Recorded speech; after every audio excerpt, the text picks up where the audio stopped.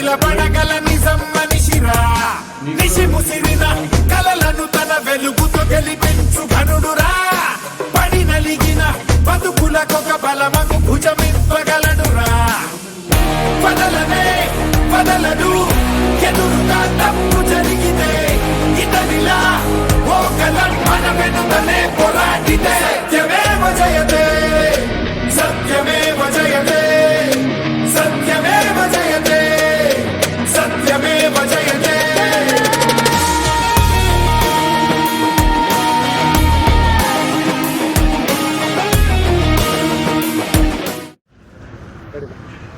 సత్యసాయి జిల్లా కదిరి అసెంబ్లీ పరిధిలో ఎన్పి కుంటకు సంబంధించి దాదాపు 16,000 ఎకరాలు పైబడి రాష్ట్ర ప్రభుత్వం సోలార్ పార్క్ పెడుతుందని చెప్పి ఇక్కడ కొంతమంది ప్రైవేటు కంపెనీలు రైతులను భయభ్రాంతులకు గురి చేస్తున్నారు.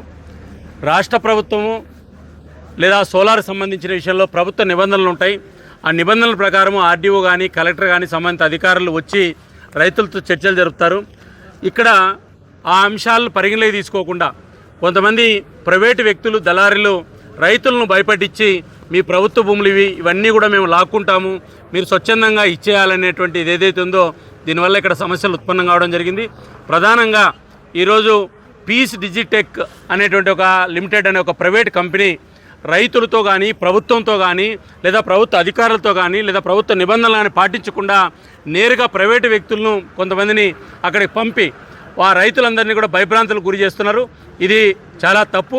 ఈరోజు రైతులకు సంబంధించినటువంటి ఈ సమస్య మీద ఆర్డీఓ గారిని కలవడం జరిగింది. కాబట్టి ఒకవేళ పరిశ్రమ రావాలంటే లేదా పరిశ్రమలు నెలకొల్పాలంటే ఖచ్చితంగా స్వాగతిస్తాం. కానీ అదే సందర్భంలో పరిశ్రమలకు సంబంధించి ప్రభుత్వ నిబంధనలు పాటించాలా. ఈరోజు ప్రైవేటు సైన్యంతో లేదా ప్రైవేటు వ్యక్తులతో దౌర్జన్యం చేసి రైతులు పొలాలు లాక్కుంటామనేటువంటి ప్రైవేటు కంపెనీలు ఏవైతున్నాయో ఈ రకమైన దౌర్జన్యాలు ఇక్కడ చెల్లవనేటువంటి విషయాన్ని నేను గుర్తు చేస్తున్నా. ఈ సమస్యనంతా కూడా ఆర్డీఓ గారి దృష్టికి తీసుకెళ్లడం జరిగింది.